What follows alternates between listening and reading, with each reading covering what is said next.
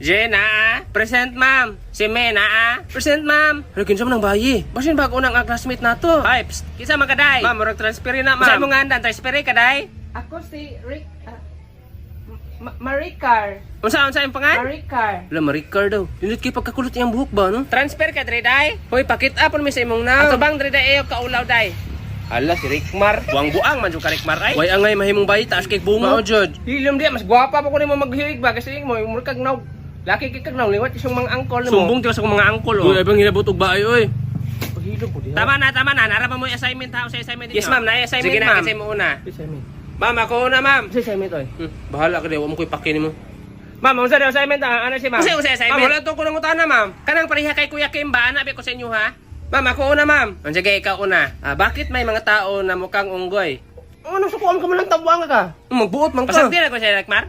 Kasi noong unang panahon, ang mga tao ay galing sa unggoy. Wow, very good. Sige, ikaw na, Rickmar. Mangita po kag-i-explain diha, pareha na Kuya Kimba. Wala mo siguro siya dala. Sagar na siya tabi ron. Wala, sinilas na. Kung man na? Ang sleeper. Man nagi ka ng sleeper. Ang sleeper galing sa salita na sleep. Ano siya sleep? So, sleep, natulog. Ano sa? Okay! Hala, nakatulog. Ano sa ka, Rickmar? Buang-buang mo na siya. Ay, sakita eh. Buang-buang. Rickmar, buang-buang mo na si Rickmar. Buliyer man kay ka, oy. Buliyer, oy. Ano yung matong gipalo, Rickmar? Katok mo na siya. Ano kaning mamaw? Wala man tingam sa diha. Kamu dapat di mo magsinubagay, magdebate mo. Sige, ma'am. Diri ni magtigi ron. Abi, mahadlok ko ng pautok kay. Gara na pong Rickmar.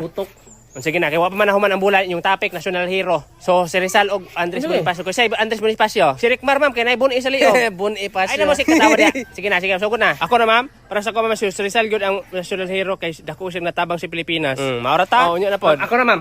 Sige, ikaw na, Rickmar. Para sa ko, ma'am, si Andres Bonifacio ang national hero kay nagtinagbasa siya sa Kastila. Kaya siya, sulat raman iya ha. Si Rizal. Sulat lagi ha, pero dagang kasi nasulat. Dili man ko ka magbasag libro, kaya di ka kumulong basa. At least, si Rizal, kawatan na siya manok. Kasi kawatag manok. Kawatan siya kawat ka. Dili biya. Kasi gigamit niya na pangsulat. Balhibo sa manok. Oh. Nya, daghan man kasi balhibo sa manok. Ahaman niya kinuha. Nangawat siya manok daan. Saan man karikpar na abot na magkakawat-kawat og manok. Tinuod mo na. Nya si Rizal kay bright man kay si Rizal dagang magkakisig mga quote. Paghanta ko example dong. Unsa may quote niya? Ang kabataan ang pag-asa ng bayan. Unya si Andres Bonifacio na ikot. Wala. Na. Naabot unsay quote niya be? Quote ni Bonifacio? Kutsilyo. Ana-ana siya. Pasagar naman siya tabi. Rickmar, pagtarong Rickmar be. Pagtarong ba ako si Rizal jud ko. Laban man siya kung si Rizal ma'am kay yung papa. Pareha man siya ng papa si Rizal kay bayhan. Unsa? Dili ra ba tinuod?